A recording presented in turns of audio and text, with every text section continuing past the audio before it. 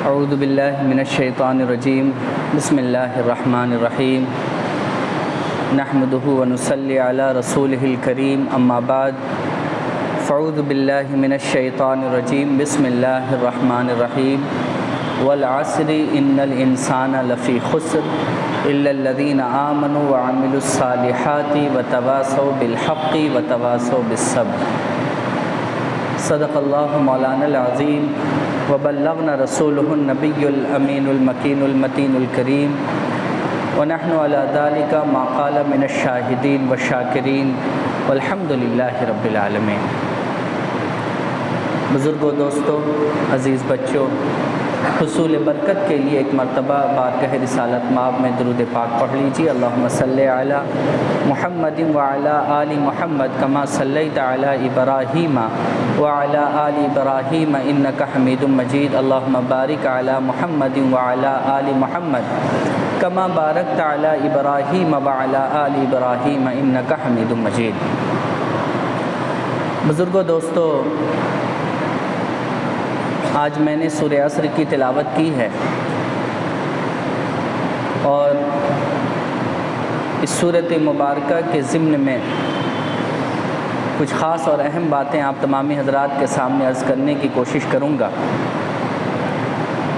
मौजूदा सूरत हाल जो हम मुसलमानों को डरा देने वाला है, इस हालात पर हम मुसलमानों के लिए ज़रूरी है कि नज़र करें, गौर करें, फ़िक्र करें और अपनी और अपने बच्चों की इस्लाह करने की भरपूर कोशिश करें, वगरना वो दिन करीब नहीं कि हमारे हाथों से दीन निकल जाएगा और हम इस गलत फ़हमी में ज़िंदा रहेंगे कि हम अभी मुसलमान हैं। सब कुछ हमारे सीनों से निकल जाएगा और हम इस गलत फ़हमी में मगन रहेंगे कि अभी तो हम मुसलमान हैं। ज़रूरत इस बात की है कि आज हम सबको होश के नाखून लेने चाहिए और मौजूदा सूरत हाल पर गौर और फ़िक्र ख़ुद भी करना चाहिए और अपने घर के लोगों को भी इस पर फ़िक्र कराने की ज़रूरत है। बुज़ुर्गों, दोस्तों, अल्लाह ताला ने साफ़ लफ्ज़ में ये बात फरमा दी है कि कसम है ज़माने की कि इंसान नुकसान उठाने वाला है, मगर 4 लोग नुकसान से बच जाएंगे। उसके माँ सिवा जो लोग हैं वो नुकसान और ख़सारे में हैं। वो 4 लोग, पहले वो जिन्होंने ईमान लाया, दूसरे वो जिन्होंने आमाले सालिहा किए और तीसरे वो जिन्होंने हक़ बात कही, हक़ बात पर अमल किया और चौथे वो कि जब उन पर कोई परेशानी आई तो उन्होंने सब्र किया। ये 4 किस्म के लोग नुकसान से बचेंगे, वगरना सब नुकसान और ख़सारे में पड़े रहेंगे। अब ये सूरत मुबारका जो मैंने पढ़ी है, मैं उसके मकसद की तरफ आपको लाता हूँ कि आज पूरी दुनिया में आज़ादी और हुर्रियत के नाम पर जो बदतमीज़ियाँ फैली हुई हैं, जो बेहयाई परवान चढ़ रही है, जो औरियानियत फैल रही हैं, आप उसका तसव्वुर भी नहीं कर सकते कि उसका असर दीन इस्लाम पर या इस्लाम के मानने वालों पर क्या पड़ रहा है। अमेरिका जैसा मुल्क, जो पढ़े लिखे बच्चे हैं, जो पढ़े लिखे लोग हैं, वो अच्छी तरीके से जानते हैं कि जब सनती इनकलाब 18वीं सदी हिजरी में चला तो इस इनकलाब का मकसद क्या था कि वो सारे ईसाई जो चर्च के कानून के बंधन में बंधे हुए थे, उनको वहाँ के कानून से आज़ाद कराया गया। ज़िंदगी कैसे गुजारनी है, शादी ब्याह कैसे करनी है, कमाना धमाना क्या है, कैसे किस तरीक़े से करना है, पहनावा क्या होगा, बोलचाल कैसी होगी, तालीम क्या होगी, ये सारे कानून गिरजा घरों में तैयार होते थे। लेकिन 18वीं सदी हिजरी में इस कानून से लोगों ने ख़ुद को आज़ाद करने के लिए सनअती इनकलाब छेड़ा और इस इनकलाब के ज़रिए उन्होंने वहाँ से आज़ादी हासिल कर ली। उस आज़ादी के बाद पूरी दुनिया में जश्न मनाया गया कि भाई हमने आज़ादी हासिल की, हमने आज़ादी हासिल की, हमने आज़ादी हासिल की। और उस एक आज़ादी का एक छोटा सा उदाहरण और मिसाल मैं आपको दूं कि अमेरिका जैसा डेवलप मुल्क जिसे सुपर पावर कहते हैं, वहाँ आज भी आपको पता है कि गोरे और काले के दरमियान कितना ज़बरदस्त भेदभाव है। आज भी कालों को अंजुमनें बनाने की ज़रूरत है, तंजीम बनाने की ज़रूरत है, छोटी छोटी कमेटी बनाने की ज़रूरत है जो अपना हक़ मांगती है और गवर्नमेंट उनको हक़ देती है। अगर सब आज़ादी है तो फिर क्या ज़रूरत है अपनी पहचान को लोगों के सामने आया करने की और अपना हक़ मांगने की? जब आज़ादी मिल चुकी है तो सबको बराबरी का हक़ मिलना चाहिए। लेकिन ये आज़ादी एक ड्रामा था, एक बहाना था। असल में लोगों को अच्छाई से निकालकर बुराई की तरफ लाना था। इसी के बरक्स आप इस्लाम को देखिए कि अमेरिका ने इतना बड़ा नारा दिया कि हमने आज़ादी हासिल की, मगर काले जद्दोजहद कर रहे हैं, लड़ाई कर रहे हैं, झगड़ा कर रहे हैं अपना हक़ पाने के लिए। लेकिन 1450 साल पहले जनाब मोहम्मद रसूलुल्लाह सल्लल्लाहु अलैहि वसल्लम को देखिए कि काला हबशी आदमी हज़रत बिलाल, जिसको अल्लाह के रसूल ने मस्जिद नबवी का मुअज्जिन बना दिया, खाने काबा का मुअज्जिन बना दिया, और ऐसी इज़्ज़त उन्हें मिली कि हज़रत उमर उनको बिलाल नहीं कहते थे, सैयदना बिलाल, यानी हमारे सरदार बिलाल कहा करते थे। ऐसी इज़्ज़त इस्लाम ने उस काले इंसान को दी कि सारी दुनिया आज हज़रत बिलाल के नाम पर झूम जाती है। जिसके दिल में इस्लाम है, जिसके दिल में ईमान है, वो हज़रत बिलाल का नाम इज़्ज़त से लेता है, अदब से लेता है, ताज़ीम से लेता है, एहतराम से लेता है। तो आज़ादी उस बिलाल को मिली थी या आज़ादी आज के लोगों को मिली है? तो ये 18वीं सदी में जो आज़ादी के नाम पर ढकोसला खेला गया पूरी दुनिया में सनअती इनकलाब के ज़रिए, ये सिर्फ एक ढकोसला था। असल में लोगों को अच्छाई से निकाल कर बुराई की तरफ लाना था। बरतानिया में बाज़ाब्ता कमेटी बनाई गई,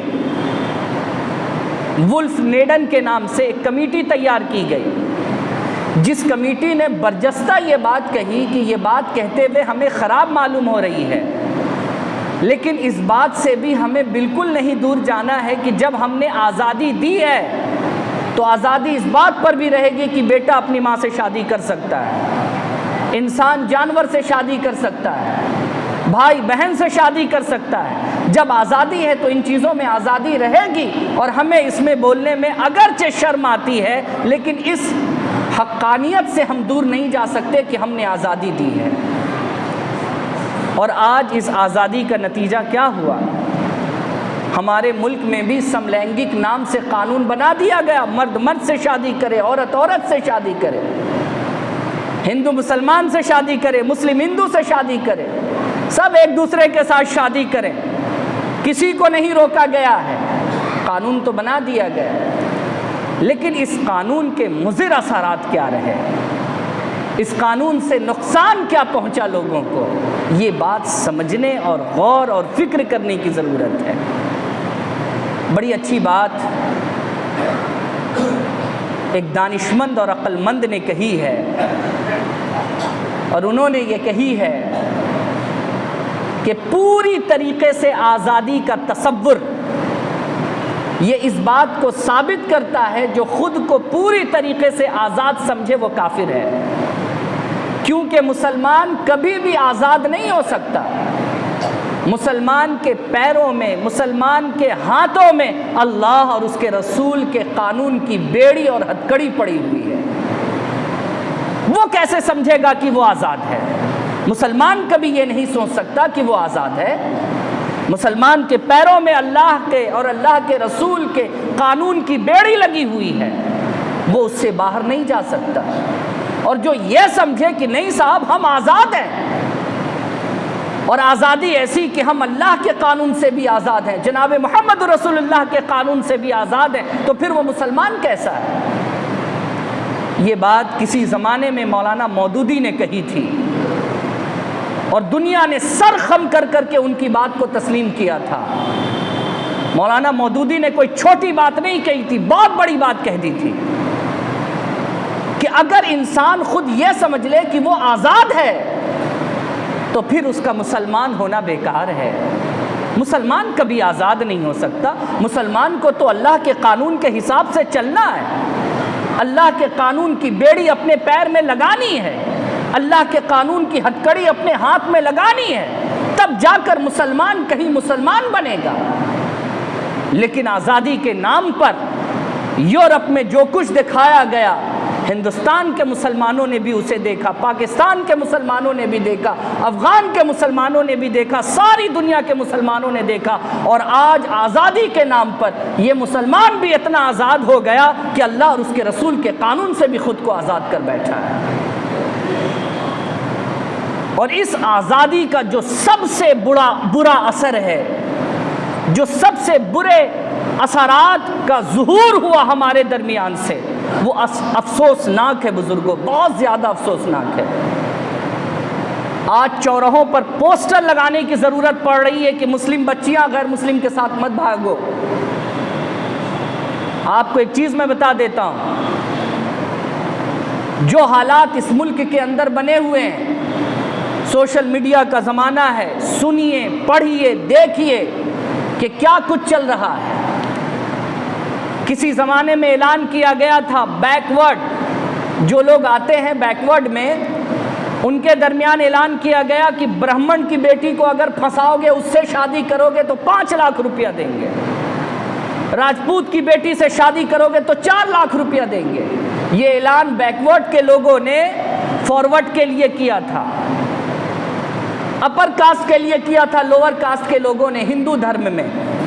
लेकिन आज ठीक इसी तरीके का सिमिलर कानून लाया गया उनके यहाँ, और ये बात कही गई कि सैयद की बेटी लाओगे तो 7 लाख रुपया, शेख की बेटी लाओगे तो 5 लाख रुपया, शेड्यूल कास्ट की बेटियां लाओगे तो 3 लाख रुपया, मकान, ज़मीन, किराया, नौकरी, बिजनेस, ये सब तुम्हें दिया जाएगा। आज इसके नाम पर हिंदू नौजवान सारा मिशन छोड़कर कहा कि चलो इस मिशन में लग जाते हैं, इसमें तो आसानी, नौकरी हमें आसानी से मिलनी है, घर हमें आसानी से मिलना है, पैसा हमें आसानी से मिल जाना है, और आज इस मिशन में लग गए। आज हालत ये है कि मुसलमानों की 10% आबादियाँ ऐसी है कि जहाँ की बच्चियाँ गैर मुस्लिमों के साथ शादी कर रही हैं हिंदुस्तान के अंदर, और ये तो 10% वो हैं जिनका रेशियो है, दुनिया ने पढ़ा, देखा, जाना, थाना, कोर्ट, कचहरी के जरिए मालूम चला कि मुस्लिम लड़कियों ने हिंदू लड़कों से शादी करी। लेकिन 50% से ज़्यादा मुस्लिम बच्चियां वो हैं जिनके जिस्म को कुरेदा गया, जिनके जिस्म को नापाक किया गया और फिर उन्हें छोड़ दिया गया। शर्म और हया की वजह कर न वो मंजर आम पर आ सकी, न उनके वालिदैन मंजर आम पर आ सके। लेकिन ये एक बहुत बड़ी सच्चाई है कि आज मुस्लिम माशरे की बच्चियां रोंदी जा रही हैं, उनकी आबरू के साथ, उनकी इज्जत के साथ खेला जा रहा है, और मुसलमान तमाशा देख रहा है, मुसलमान तमाशा भी बना हुआ है। और एक चीज़ आपकी जानकारी के लिए और मैं बता देता हूँ, ये चीज़ भी हम लोगों की मालूमात में होनी चाहिए, और मालूमात में रखिए इस बात को कि मिशन उनका चल रहा है और वेब सीरीज़ हमारे खिलाफ बनाया जा रहा है। वेब सीरीज़ तो आप लोग समझते होंगे, पहले फिल्में चलती थी और फिल्में आज भी चलती हैं, लेकिन अब वेब सीरीज़ बनाई जा रही, टीवी पर लोगों को दिखाया जाएगा। अब वेब सीरीज़ हमारे ऊपर बनाया जा रहा, हलाला पर वेब सीरीज़ बन रहा है, निकाह और तलाक पर वेब सीरीज़ बनाया जा रहा है, कैसे हिंदू लड़कियों को मुस्लिम बनाकर कहाँ कहाँ मुसलमान ले जाता है और किस तरीके से फंसाता है, इस ताल्लुक़ से केरला के नाम पर वेब सीरीज़ बनाया जा रहा है। तो सारा मामला, सारा जुल्म हम पर और वेब सीरीज़ हमारे खिलाफ। कमाल की बात है। हमारी बच्चियों का शोषण तुम करो, हमारी बच्चियों को हमारे मज़हब और इस्लाम से तुम अलग कर दो, हमारे घरों की इज्जत के साथ तुम खेलो, और वेब सीरीज़ तुम हमारे ही बारे में बनाओ। कमाल की बात हो गई है साहब। बड़ा अफसोस आता है कि आज के मौजूदा दौर में ये मुसलमान अंधा बना बैठा है, जिस मुसलमान के घर की आबरू को सड़कों पर उछाला जा रहा है, जिनकी इज्जत को रोंदा जा रहा है, जिनकी इज्जत को तातार किया जा रहा है, आज मुसलमान आज़ादी के नाम पर घूम रहा है।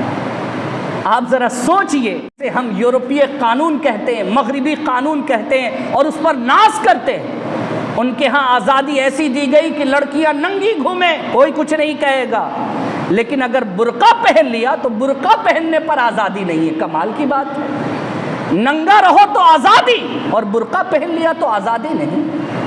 कमाल हो गया साहब। अरे आज़ादी का मतलब क्या है? मेरा दिल करेगा कुर्ता पजामा पहनेंगे, मेरा दिल करेगा जींस पैंट पहनेंगे, मेरा दिल करेगा कुछ भी पहनेंगे हम। ये आज़ादी है ना साहब। ये आज़ादी इस बात के लिए, नंगे हैं तो आज़ाद और बुर्का पहन लिया तो हम आज़ाद नहीं। ये कैसी आज़ादी है तुम्हारी? इस आज़ादी के नाम पर सिर्फ पूरी दुनिया में एक ढकोसला किया जा रहा है और इस ढकोसले का शिकार हम मुसलमान हो रहे हैं। हमारी बच्चियां खासकर हो रही हैं, खासकर हो रही हैं। वेब सीरीज के जरिए हिंदू नौजवानों के दिल और दिमाग में मुसलमानों के खिलाफ जहर भरा जा रहा है, उनके खूनों को गरमाया जा रहा है ताकि वो आपकी बच्चियों का शिकार करें, और आसानी से वो कर रहे हैं बासानी। और हम लोग मुखदर्शी बने बैठे हैं, तमाशाबीन हैं। हम तो सिर्फ तमाशा देखेंगे, हमारी बच्चियां दीन से फिरे, कोई बात नहीं। साहब हम कौन से दीन में हैं जो अपने बच्चों के दीन में रहने की हम फिक्र करें? हम कौन से दीन में अभी हैं? हालात इतने बद से बदतर हैं कि आप तसव्वुर भी नहीं कर सकते। बिहार के वैशाली ज़िला, वैशाली तो आप लोग जानते ही होंगे, ये गंगा के उस पार चले जाइए, वैशाली ज़िला कहलाता है। वैशाली ज़िला में 2 एकड़ का इलाका ऐसा बनाया गया है जिस इलाके के अंदर पटना, मुजफ्फरपुर, आपके बख्तियारपुर, बाढ़, बिहटा, मनेर, इन सब इलाकों से मुस्लिम बच्चियों को ले जाया जाता है उस जगह पर, ताकि उनकी आबरू के साथ खेला जाए, उनकी इज्जत को तार तार किया जाए। आपको इस बात का इल्म है? और कोई हम जैसा आदमी अगर चला जाए तो जाने को तो चला जाएगा लेकिन वापस नहीं लौट पाएगा। ऐसी टाइट सिक्योरिटी वहाँ पर है, ऐसा माहौल, ऐसा इन्वायरमेंट बना दिया गया है, हुकूमत के ज़रिए उनको संरक्षण दिया गया है ये गैर कानूनी काम करवाने का। मेरे बुज़ुर्गों और दोस्तों, आपकी क्या जिम्मेदारी बनती है ऐसे माहौल में? आपकी क्या जिम्मेदारी है? फलनवा की बेटी भाग गई, एक दूसरे से काना फूसी करें, हंसे एक दूसरे पर, या फिर उस दिन का इंतज़ार करें कि मेरी बेटी भी भागे ना सही तो कम से कम मेरी बेटी किसी गैर मुस्लिम के साथ रंगलीलियां मनाए और हम तमाशा देखते रहें? अब तो यही वक्त बचा है हमारा। होश के नाखुन लीजिए। मेरे रसूल अलैहिस्सलाम ने जितनी भी हदीसें मैंने पढ़ी है और आपने भी जितनी सुनी है, इतनी बात तो ज़रूर आपने सुनी और जानी होगी कि जो अपनी बच्चियों की परवरिश या अपने बहनों की देख रेख इस तरीके से करे जैसा कि उनका हक है, उनके हक में ज़र्रा बराबर भी हक तलफी न करे, तो याद रखो ऐसा शख्स मेरे साथ जन्नत में मेरा साथी होगा। ये मेरे रसूल अलैहिस्सलाम की हदीस है। बेटियां और बहन दोनों के ताल्लुक से हुजूर ने फरमाया, लेकिन जुमला क्या है? उनके हक में हक तलफी न की गई हो। बच्चियों का हक है कि जब तक उसका निकाह नहीं होता उसके आबरू की हिफाजत हर बाप, हर भाई के कंधे पर है। लेकिन अगर बाप उसके आबरू की हिफाजत नहीं करता, भाई अगर उसकी इज्जत की हिफाजत नहीं करता, तो गोया कि उसने हक तलफी की है और मुस्तफ़ा के साथ रहने का उसको कोई हक नहीं है। मेरे आका करीम कहते हैं कि उसका जो हक है उसे दो, हक तलफी ना करो, तब तुम्हारे लिए मेरे साथ जन्नत में साथी होने का हक मिलेगा। लेकिन आज हालत क्या है बुजुर्गों और दोस्तों? कॉलेज के नाम पर, कोचिंग के नाम पर क्या क्या बेहुदा, क्या क्या मामला चल रहे हैं, क्या हम इससे आगाह नहीं है?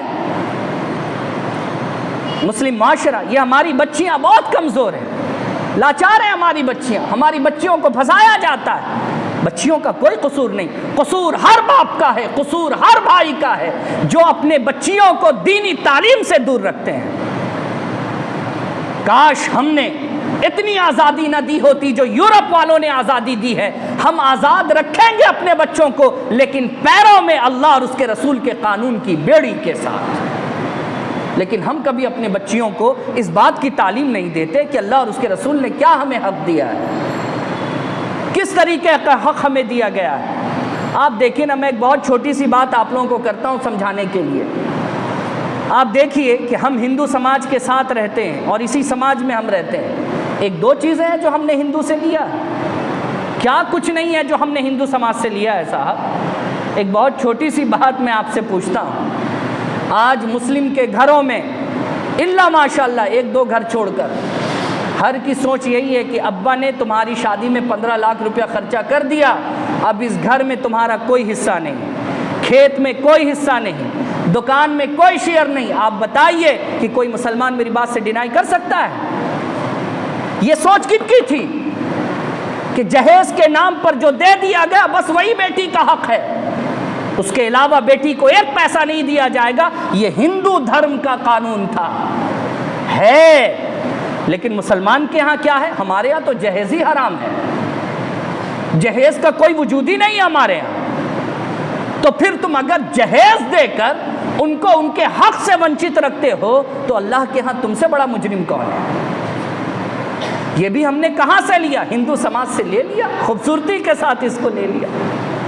और हमने सोचा कि भाई हम तो बहुत बढ़िया काम कर रहे हैं, बहुत अच्छा काम कर रहे हैं। आज अल्लाह न करे किसी की बेटी मर जाती है तो आदमी तो कहता है बेटी मर गई तो दामाद से क्या लेना देना, जबकि लोगों को पता होना चाहिए कि अगरचे बेटी मर गई है, बेटी के मरने के बाद भी दामाद का हिस्सा होता है, तुम्हें देना है। ये अल्लाह का कानून है। लेकिन तुमने इस कानून को क्यों भुला दिया?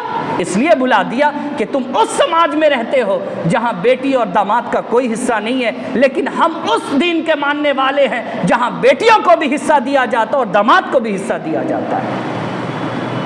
ये बदकिस्मती है कि हमें खुद नहीं मालूम है इस बारे में, हम दूसरों की क्या हिदायत करते फिरेंगे। आज मुस्लिम माशरा इसलिए बदनाम हो चुका है। आज हम अपने कानून के बारे में खुद नहीं जानते, हम दूसरों को क्या सिखाएंगे, क्या बताएंगे। आज हमने दूसरों के धर्म से चीज़ों को लिया और बदकिस्मती यह है कि अपना इस्लाम छोड़ दिया। जब इस्लाम छोड़ा तो हम भी बेहया हुए, हमारे घर की बच्चियां भी बेहया हो गई, हमारे बच्चे भी बेहया हो गए। और जिसके नतीजे में मुस्लिम मुआशरे की बच्चियां शिकार हो रही हैं, उनका शोषण हो रहा है, उनके साथ बुरा किया जा रहा है, वो हर पल घुट घुट कर मर रही हैं। जिम्मेदार सिर्फ वो बच्चियां नहीं है बल्कि हर बाप, हर भाई, हर शौहर इसका जिम्मेदार है। माजरत के साथ मुझे ये बात कहने की ज़रूरत है बुज़ुर्गों और दोस्तों, काश तुमने खुद अल्लाह पर ईमान लाया होता, काश तुमने खुद अच्छे अमाल किए होते, और काश तुम हर परेशानियों पर सब्र करते तो तुमसे ज़्यादा बेहतर कोई मुसलमान इस दुनिया में नहीं होता। बड़ा अफसोसनाक मामला है बुज़ुर्गों, बड़ा अफसोसनाक मामला है। वो कैसे मुसलमान थे कि 3-3 दिन भूखे रहते थे और पेट पर पत्थर बांध लेते थे, और हम कैसे मुसलमान हैं कि एक फ़ोन की ख्वाहिश में हम सारा हराम काम कर जाते हैं। एक मोबाइल की ख्वाहिश में दुनिया भर का जितना हराम काम है, जिससे तिससे हम रिश्ता जोड़े चले जाते हैं। वो कैसे मुसलमान थे कि 3 दिन भूखे, पेट पर पत्थर बांध लिया, कुछ ना मिला, मुस्तफ़ा के मुंह से निकली हुई गुठली मिल गई, उसे चूस लिया तो कहा पेट भर गया है मेरा। वो कैसे मुसलमान थे? और आज तुम थोड़े से पैसों की खातिर खुद की भी ज़िंदगी बर्बाद कर रहे हो, अपने बच्चे और बच्चियों की ज़िंदगी भी बर्बाद कर रहे हो। तुम कैसे मुसलमान हो? अल्लाह के यहाँ जवाब देना पड़ेगा। ये सारी बातें मौजूदा सूरत हाल में मैं कहने पर मजबूर हो गया हूँ। जो हालत आज के माशरे का बना हुआ है, इस पर लोगों को अफसोस करना चाहिए, और अफसोस ही नहीं बल्कि बढ़ चढ़कर इस पर आगे हिस्सा लेने की ज़रूरत है कि हम अपने बच्चे और बच्चियों को बेहतर तरबियत दे सकें, हम अच्छे लोगों की किताब पढ़ाएं, हम हज़रत खातून जन्नत की पाकीज़गी की किताब पढ़ाएं, हज़रत खदीजतुल कुबरा रज़ी अल्लाह ताला अन्हा की सीरत की किताब पढ़ाएं, हज़रत आयशा सिद्दीक़ा रज़ी अल्लाह ताला अन्हा की सीरत की किताब पढ़ाएं। हम अपनी बच्चियों को उनकी ज़िंदगी को पढ़ाएं, समझाएं, ताकि हमारी बच्चियाँ आज़ादी के नाम पर क़ुर्बान ना हो जाएं। बुज़ुर्गों और दोस्तों, यही वो कुछ बातें थी जो मुझे कहना था, और मैंने सारा मंज़र, चाहे वो यूरोप का हो या इंडिया का हो, मैंने आपके सामने खोल खोल कर बयान कर दिया है। अब आपकी ज़िम्मेदारी है कि आप इस पर अमल कीजिए ना कीजिए। आपकी ज़िम्मेदारी है कि आप अपने घरों तक ये पैगाम पहुँचाइए या ना पहुँचाइए। आपकी ज़िम्मेदारी है कि आप अपनी बहनों और अपनी माओं पर और अपनी बेटियों पर ध्यान रखिए या ना रखिए। ये आपकी ज़िम्मेदारी, ये आपकी रिस्पॉन्सिबिलिटी। एक मुबल्लिग़ का काम तबलीग़ कर देना है, बाकी अमल करना न करना ये सामने वालों का काम है। अल्लाह तबारक व तआला हम सब लोगों को नेक अमल करने की तौफ़ीक़ अता फ़रमाए। और मौजूदा सूरत हाल में हर बाप से, हर भाई से, हर शौहर से यही एक गुजारिश है कि खुदा के वास्ते अपनी बच्चियों का ख़ास ख्याल रखें, उनकी तालीम का ख्याल रखें, उनकी तहज़ीब का ख्याल रखें, उनकी तरबियत का ख्याल रखें। अगर ये सारी चीज़ें आप करेंगे तो इंशाअल्लाह आपको रुस्वा और ज़लील होना नहीं पड़ेगा। अल्लाह ताला हम सब लोगों के हालात पर रहम फरमाए। आमीन। व आखिर दावाना अनिल हम्दुलिल्लाहि रब्बिल आलमीन। अस्सलामु अलैकुम व रहमतुल्लाहि व बरकातुहू।